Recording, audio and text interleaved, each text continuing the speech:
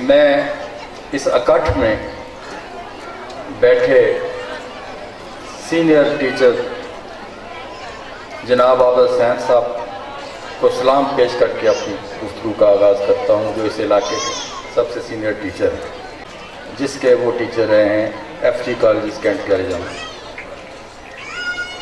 جناب مہمانان گرامی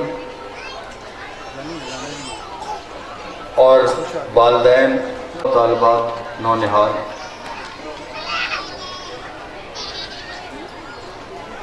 میرے لیے جس طرح کے الفاظ استعمال کیے گئے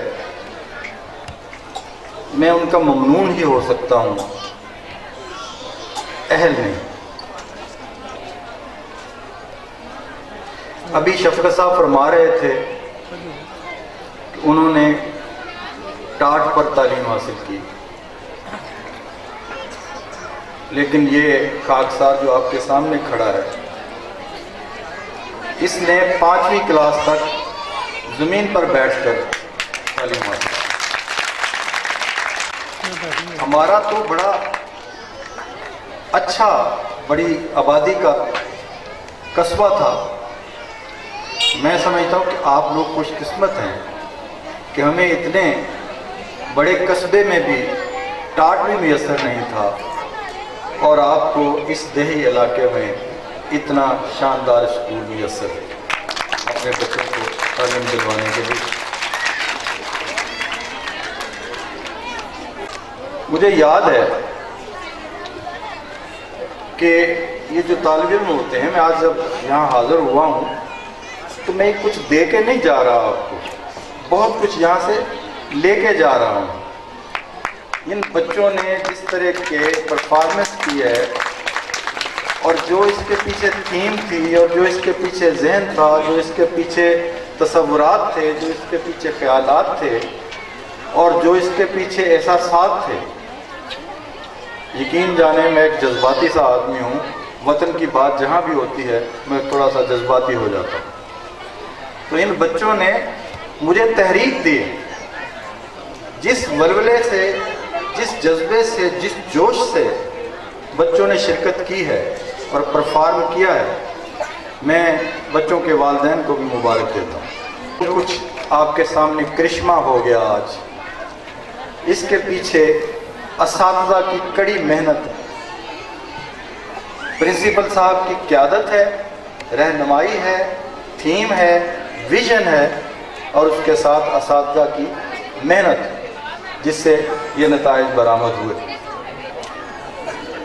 ہم جو اساتذہ ہوتے ہیں، ہم تو ملاح ہوتے ہیں، ہر سال کوئی ایک کھیپ آتی ہے، اس کو دوسرے کنارے تک پہنچاتے ہیں، پھر نئی کھیپ کا انتظار کرتے ہیں۔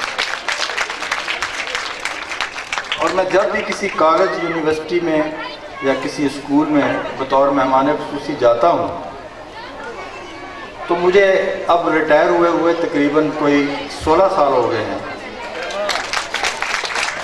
اور مجھے ایسا محسوس ہوتا ہے جیسے مچھلی دوبارہ اپنے تالاب میں آ گئی۔ یہ بچے استادوں کے استاد ہوتے ہیں، میں نے زندگی میں اس کے تجربات کیے۔ میں نے اپنے آخری دن بھی کوئی نئی بات سیکھی ہے۔ جس دن میں ریٹائر ہو رہا تھا، اس دن بھی میں نے کوئی نہ کوئی بچوں سے نئی بات سیکھی، اور بعض اوقات تو بچوں کے ذریعے سے اللہ تعالیٰ آپ کی ایسی تعلیم فرماتے ہیں کہ آپ کو زندگی بھر نہیں بھول سکتا۔ میں ایک واقعہ آپ کو سناؤں گا جو میں نے ٹیلی ویژن کے پروگرام پر بھی سنایا، جب میرے ساتھ رات گئے کا پروگرام ہوا۔ تو میں کالج میگزین کا عابد صاحب انچارج ہوا کرتا تھا، تو ایک دفعہ میرے پاس ایک چھوٹے سے قد کا طالب علم آیا، اس نے کہا جی میں میگزین کا ایڈیٹر بننا چاہتا ہوں۔ میں نے تھوڑا سا اس کا ٹیسٹ لیا، بنا دیا۔ یہ علی محمد فرشید صاحب یہاں موجود ہیں، شاعری کے رموز سے، اسرار سے آگاہ ہیں، یہ میری تائید کریں گے جو میں بات کرنے والا ہوں۔ شعر ٹھیک طرح سے نہیں پڑھ سکتے، اس کی وجہ یہ ہوتی ہے کہ اس کے پیچھے جو ردم ہوتا ہے اسے وہ نہیں جانتے۔ جیسے 71، 72، 73، 74 75, 76, 77, 78 ये तो बराबर हो गए। अगर आप 71, 72, 73, 73, 74 कहें और उसके बाद 81, 82, 83, 84, 95 कहें तो गड़बड़ हो जाएगी। तो ये एक इल्म है शायरी का। और आप अंदाज़ा करें कि 11वीं का बच्चा है। मेरे पास जब लड़कियों की लिखी हुई तहरीरें आई, नज़में गज़लें आई, तो मैंने उसे 2 फाइलें दी। मैंने कहा बेटे ऐसा करो कि इसमें से जो करेक्शन के काबिल चीज़ें हैं उन्हें एक फ़ाइल में कर दो और जो किसी काबिल नहीं उसे दूसरी फाइल में कर दो, तो फिर मैं उन्हें ठीक कर लूँगा। अब जिस रोज़ मेरे जहन में ये बात आई कि अगर मैं ना हूँ तो मेरे कॉलेज के मैगज़ीन की शायरी में चीज़ें बेवज़न छपे, और मेरी वाइफ का जो प्रिंसिपल थी दूसरे कॉलेज में, उसके कॉलेज मैगज़ीन की चीज़ें भी मैं देखता हूँ, उनमें भी वज़न नहीं होगा, वो भी गलत शलत छप जाएंगी। और एक और कॉलेज का आप देखें अल्लाह ताला कैसे आपकी तालीम करते हैं। ये मेरे जहन में बात आई, किसी को मैंने नहीं बताई।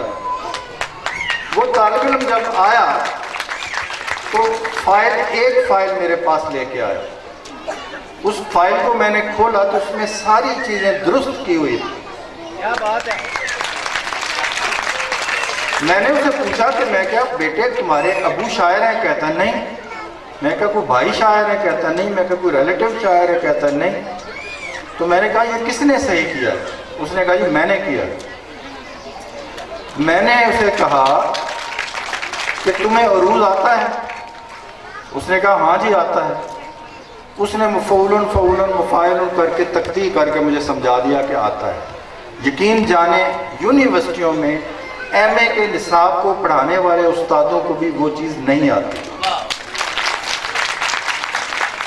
और मेरी 32 साल ज़िंदगी में ये वाहद बच्चा आया, और मुझे नहीं उम्मीद कि आइंदा 50 साल के बाद भी कोई आएगा।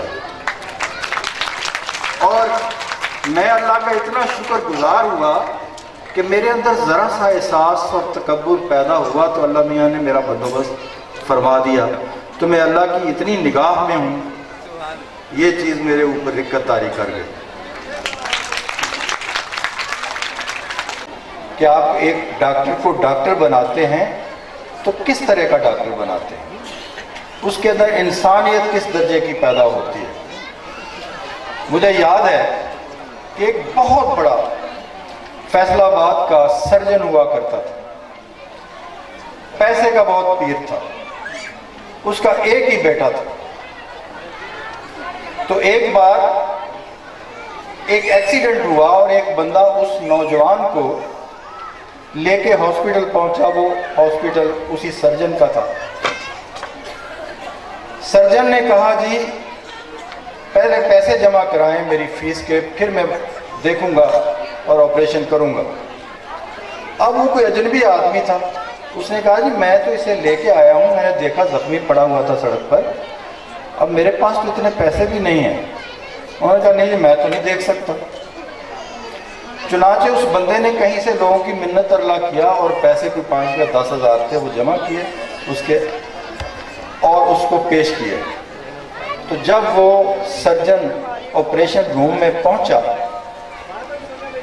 तो वो नौजवान फौत हो चुका था और वो उसका बेटा था, इकलौता बेटा।